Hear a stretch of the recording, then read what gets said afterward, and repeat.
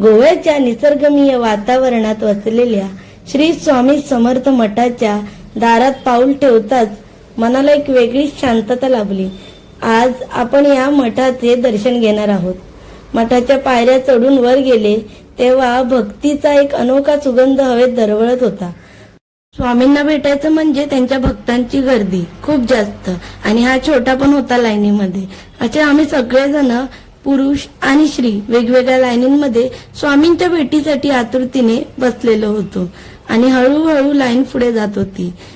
स्वामींच्या दर्शनाची वाट बघत सगळे मनातल्या मनात बोलत होते, श्री स्वामी समर्थ, श्री स्वामी समर्थ असे बोलतात स्वामींच्या चरणाचे दर्शन झाले। आणि त्यानंतर स्वामींचे सुद्धा गोव्यात येऊन स्वामी समर्थांच्या मठात येऊन स्वामींचे एवढे सुंदर दर्शन होईल मला वाटलंच नव्हतं।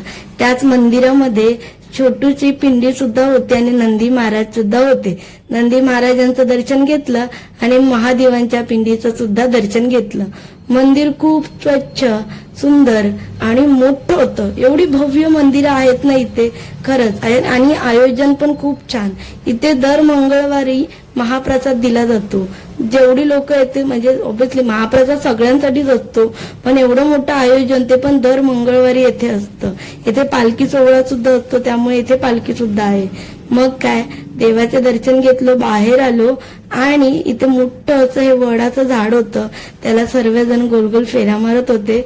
आणि इथे मस्त असं छोटूसं हनुमानचं सुद्धा मंदिर होतं। बघा एवढं सुंदर मंदिर आहेत ना गोव्याला, तुम्ही फक्त गोव्याचे बीचेस नका फिरू, मंदिरं सुद्धा फिरा। आणि महाप्रसाद होता इथे, माहितीये ना मगाशी बोलले। आणि महाप्रसाद मी नाही खाणार असं होईल का? देवाच्या महाप्रसादासाठी तर थांबलंच पाहिजे।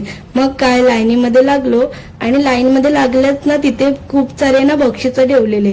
बक्षिसांच्या रूपामध्ये इथे देवांच्या मूर्त्या दिल्या गेल्या होत्या। म्हणजे इथे भजन मंडळ आहे, म्हणजे या संस्थेचं, त्या संस्थेने जागी जाऊन भजन केली आहे, तर तेव्हा त्यांना बक्षिसं दिली गेली। ती बक्षिसं सुद्धा इथे लावलेली होती। एवढंच नव्हे तर इथे जेव्हा गणेश उत्सव असतो ना, तेव्हा लहान मुलांसाठी हस्तकला, चित्रकला अशा वेगवेगळे कार्यक्रम आयोजित केले जातात आणि लहान मुलांना बक्षिसं सुद्धा दिली जातात। त्यामध्ये ना छोट्या छोट्या मूर्त्या बनवायच्या, म्हणजे गणपतीच्या मूर्त्या, भरपूर साऱ्या मूर्त्या बनवल्या जातात। खूप मजा येते। मी सुद्धा नक्की येणार आहे इथे गणपतीमध्ये मूर्ती बनवायला। आणि त्यानं फायनली मला महाप्रसाद भेटला। त्यामध्ये चवळीची उसळ, गोड भात, पापड, लोणचं आणि ना हा ट्रेडिशनल पदार्थ आहे, चण्याची डाळ आणि गुड टाकून ना अशी त्याचं मस्त ग्रेव्ही टाईप बनवलं जातं, ते पण छान लागत होतं। एकदम जबरदस्त जेवण होतं, मजा आली खाऊन। महाप्रसाद ना गरमागरम होता एकदम।